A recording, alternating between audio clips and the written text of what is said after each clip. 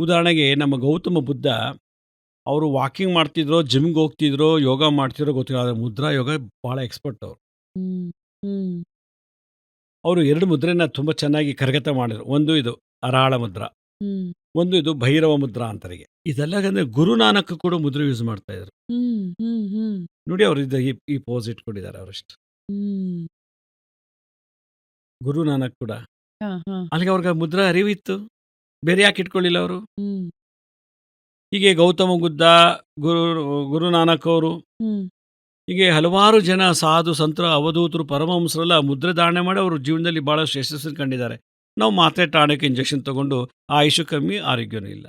ಈ ಜನ್ಮದಲ್ಲಿ ನಾವ್ ಏನೇ ಅನುಭವಿಸ್ತಾ ಇದ್ರು, ಒಳ್ಳೇದಿರಬಹುದು, ಕೆಟ್ಟದಿರಬಹುದು, ನಮ್ಮ ನಂಬಿಕೆ ಏನಂದ್ರೆ, ನಮ್ಮ ಹಿಂದಿನ ಜನ್ಮದ್ದು. ಅಂದ್ರೆ ನಾವ್ ಇವಾಗ ಏನೇ ಅನುಭವಿಸ್ತಾ ಇದ್ರು, ಹಿಂದಿನ ಜನ್ಮದಲ್ಲಿ ಏನ್ ಮಾಡಿದ್ನೋ ಪಾಪಕರ್ಮಗಳನ್ನ ಕಳ್ಕೊತಾ ಇದ್ದೀನಿ ಅಂತ ಅನ್ಕೋಬೇಕು ಅಂತ.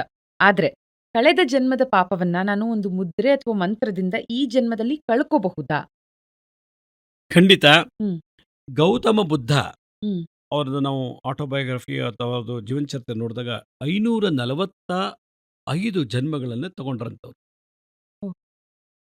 ನಾಯಿ ಆಗಿದ್ದೆ, ಹಂದಿ ಆಗಿದ್ದೆ, ಕತ್ತೆ ಆಗಿದ್ದೆ, ಹುಡುಗಿ ಆಗಿದ್ದೆ, ಹುಡುಗ ಆಗಿದ್ದೆ, ಬ್ರಾಹ್ಮಣ, ಶೂದ್ರ, ರಾಜ, ರಾಣಿ ಎಲ್ಲ ಥರ ಆಗಿ ನಾನೀಗ ಸಿದ್ಧಾರ್ಥ ಅನ್ನೋ ಒಂದು ಜನ್ಮಕ್ಕೆ ಬಂದಿದ್ದೀನಿ ಅಂತ ಅವ್ರು ಬರ್ದು ಅವರೊಬ್ಬರೇ ಇಡೀ ವರ್ಲ್ಡಲ್ಲಿ ಮುದ್ರಾ ಮಂತ್ರದಿಂದ ರಿಗ್ರೆಟ್ ಮಾಡ್ಕೊಂಡ್ರು ಕರ್ಮನ. ಹ್ಮ್. ನಾನೀಗ 547ನೇ ಜನ್ಮಕ್ಕೆ ಗೌತಮ ಬುದ್ಧನಾಗಿದ್ದೀನಿ ಅಂತ ಬರೆದಿಟ್ರು. ಅಲ್ಲಿಗೆ ಅವರು ಫ್ಲ್ಯಾಶ್ ಬ್ಯಾಕ್ ಅಂದರೆ ಹ್ಮ್. ಪ್ರೀವಿಯಸ್ ಬರ್ತಲ್ಲೇ ಅವ್ರಿಗೆ ಗೊತ್ತಾಯಿತು. ಹ್ಮ್. ಏನೇನು ತಪ್ಪು ಮಾಡಿದ್ದೆ, ನಾಯಿ ಆದಾಗ ಏನು ಮಾಡಿದ್ರು, ಮೊಸಳೆ, ಹಂದಿ, ಹುಡುಗ, ಹುಡುಗಿ ಎಲ್ಲ ಬಂದ್ರಂತವ್ರು. ಬಹಳ ಆಗೆಲ್ಲ ಚೆನ್ನಾಗಿ ಏನೇನ್ ಮಾಡಿದ್ರು ಅನ್ನೋದು ಗೊತ್ತಾಯ್ತು ಅವ್ರಿಗೆ. ಅವ್ರಿಗೆ ಗೊತ್ತಾಯಿತು. ಹಾ. ಅವ್ರಿಗೆ ಧ್ಯಾನ ಮಾಡಿ ಮುದ್ರೆ ಮಂತ್ರದ ಮುಖಾಂತರ ಹ್ಮ್. ಅವರು ಎಲ್ಲ ತಮ್ಮ ಪ್ರೀವಿಯಸ್ ಬರ್ತನೆಲ್ಲ ಕಂಡಿಡ್ಕೊಂಡ್ಬಿಟ್ಟು ಹ್ಮ್. ಬರೆದಿಟ್ರು. ಅವರೊಬ್ಬರೇ ಇಡೀ ವರ್ಲ್ಡಲ್ಲಿ ಹ್ಮ್. ಬೌದ್ಧಾವತಾರದಲ್ಲಿ ಒಬ್ಬ ಮನುಷ್ಯ ಎಷ್ಟು ಜನ್ಮ ತಗೊಂಡು ಬಂದಿದ್ದಾನೆ, ಏನೆಲ್ಲ ಹ್ಮ್. ಮಾಡಿದ್ದಾನೆ ಅಂತ ತಿಳ್ಕೊಳ್ಳಿಕ್ಕೆ ಅವಕಾಶ ಇದೆ ಅಂತ ಓಪನ್ ಆಗಿ ತೋರಿಸ್ಕೊಟ್ಟಿದ್ದು ಗೌತಮ ಬುದ್ಧ.